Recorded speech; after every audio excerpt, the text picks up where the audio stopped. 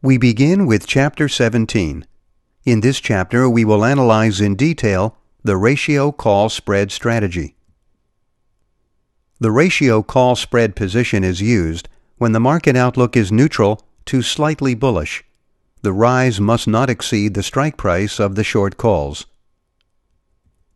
The strategy consists of buying one or more calls and selling a greater number of calls with a higher strike price. All options must have the same expiration date. The ratio call spread strategy involves the purchase and sale of various call options. In general, a ratio between the long and short calls of 1 to 2 or 2 to 3 is recommended. That is, we sell 2 calls for each contract we buy, or we sell 3 calls for each 2 contracts we buy. Here we can see the risk graph of the position. What we are seeing is a graph with 2 axes. On the vertical axis, the profits and losses of the position are indicated, and on the horizontal axis, the stock price is indicated. It is important to mention that the graph indicates the profits and losses per share on the expiration date of the contracts, and besides, the values do not include brokerage commissions. The credit received for initiating the position is equal to the premium of the short calls multiplied by the number of short contracts minus the premium of the long calls multiplied by the number of long contracts. That is, the credit received is equal to the premium received minus the premium paid. If the premium paid is higher than the premium received, the trade will be placed with a debit. It is always recommended, if possible, to place this trade with a credit. That is why the graph is shown for that condition. If the trade is placed with a debit, the terms indicated in red must be used in the equations below. The maximum profit on this strategy is limited. The most we can make is equal to the strike price of the short calls minus the strike price of the long calls multiplied by the number of long shares plus the total credit received. Before we go any further, we will make a clarification about the contracts. In each of these equations, the number of contracts is expressed with the values of the ratio between the long and short contracts. That is, we must use the values of the ratio and not the total values. And of course, with long contracts, we refer to contracts purchased, and with short contracts, we refer to contracts sold. The maximum loss that we are exposed to is unlimited, because the increase in the stock price has no limit. So be very careful with this, because with this strategy, we are exposed to a loss that can be very large. Regarding the break-even point, it is equal to the strike price of the short calls multiplied by the number of short contracts minus the strike price of the long calls multiplied by the number of long contracts plus the credit received divided by the number of short contracts minus the number of long contracts. The break-even point defines the profit and loss zones. In our case, for stock prices lower than the break-even point, we are in a profitable situation. In contrast, for stock prices higher than the break-even point, we are in a losing situation. As we had said, when the premium paid is higher than the premium received for the short options, the trade will be placed with a debit. In that case, there will also be a break-even point to the downside. Continuing with the analysis, the amount of initial margin depends on the broker. In some cases, it can be very large. An increase in volatility typically hurts the position. Time decay typically helps the position. With respect to exit conditions, to close the position, we must sell the long calls, that is, the lower strike calls, and buy the short calls, that is, the higher strike calls. If the stock price is lower than the break-even point, we are in a profitable situation. Otherwise, we are in a losing situation. When the trade is placed with a debit, we must also consider the break-even point to the downside. In this graph, we can see the influence of time decay on the position. On the vertical axis, the profits and losses of the position are indicated, and on the horizontal axis, the stock price is indicated. The blue curve indicates the profits and losses at trade initiation. As we get closer to options expiration, the curve of profits and losses is like the one shown in green. And finally, at options expiration, the curve of profits and losses is the one shown in red. For this strategy, time decay typically helps the position. Let's see an example of how this strategy works. Here we are seeing the stock chart of the Intel company. As we can see, in late 2010, the stock was trading in a range between $20.75 and $22. As we said, in late 2010, Intel was trading in a range between $20.75 and $22. If we expected that the stock would stay in that range for the next few months, at that time, we could have entered a ratio call spread. At the close of December 29, 2010, Intel was trading at about $20.95, while the options expiring in March 2011 had a premium of 80 cents for the 21 strike calls and 40 cents for the 22 strike calls.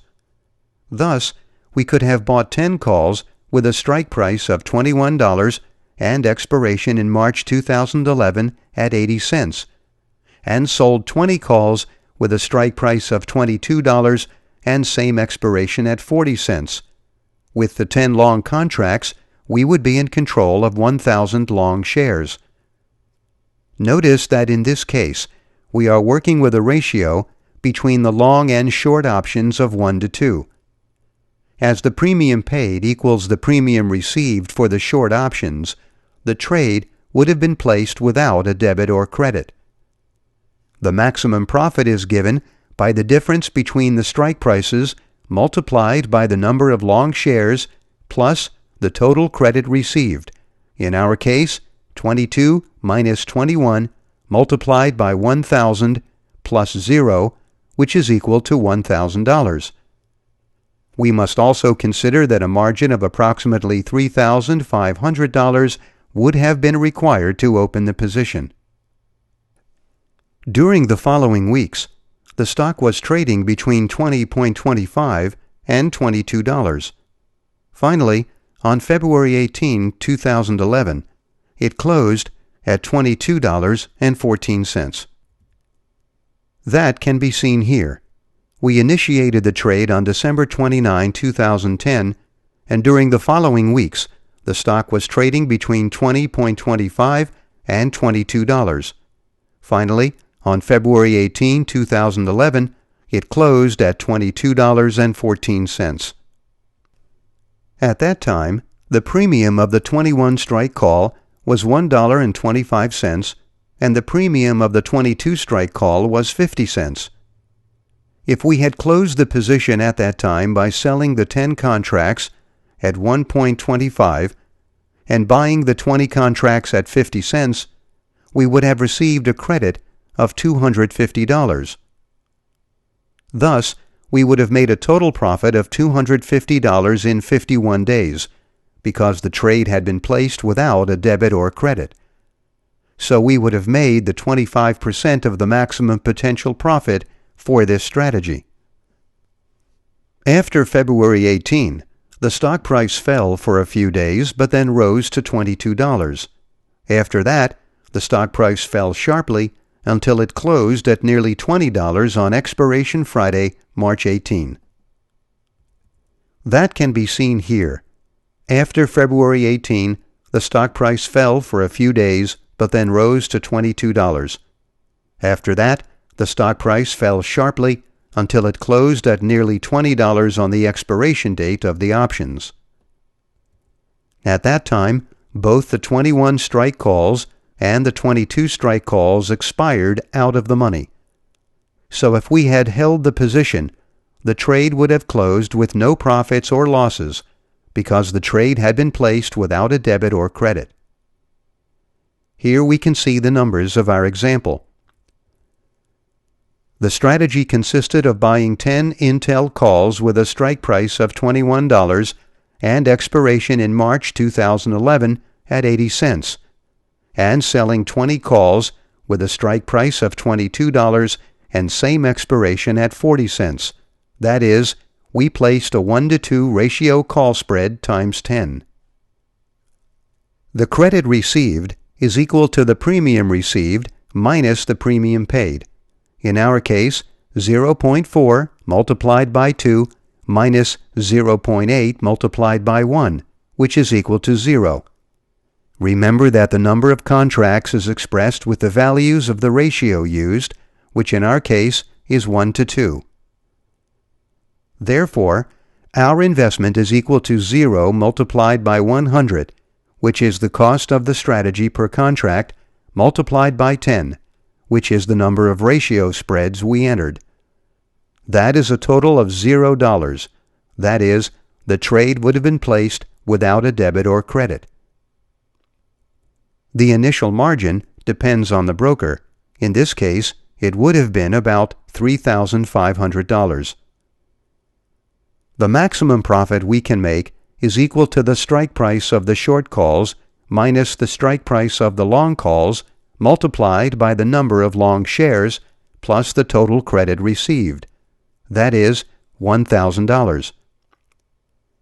If we had sold the 10 contracts at 1.25 and bought the 20 contracts at 50 cents, we would have made a profit of $250. On the other hand, the maximum loss that we are exposed to is unlimited, because the increase in the stock price has no limit. The break-even point is equal to the strike price of the short calls multiplied by the number of short contracts minus the strike price of the long calls multiplied by the number of long contracts plus the credit received, divided by the number of short contracts minus the number of long contracts. In our case, $23. Here we can see the order we must enter to open the position. It is an order with two legs. Leg number 1 corresponds to the long call and consists of buying 10 Intel calls with a strike price of $21 and expiration in March 2011. Leg number 2 corresponds to the short call and consists of selling 20 calls with a strike price of $22 and same expiration date. The entered price is given by the difference between the selling and purchase prices, that is, the premium received minus the premium paid. In this case, 0.4 multiplied by 2 minus 0.8 multiplied by 1, which is equal to $0. That is, the trade will be placed without a debit or credit. On the other hand, here is an example of the order we must enter to close the position. It is an order with two legs. Leg number 1 consists of selling the calls we had bought. Leg number 2 consists of buying the calls we had sold. The entered price is given by the difference between the selling price and the purchase price. In this case, 1.25 multiplied by 1 minus 0.5 multiplied by 2, which is equal to 25 cents. This is the money, expressed per share, that will be credited to our account when the order is filled. Here we ended with the chapter Ratio Call Spread. In the next chapter, number 18, we will analyze in detail the radio put spread strategy.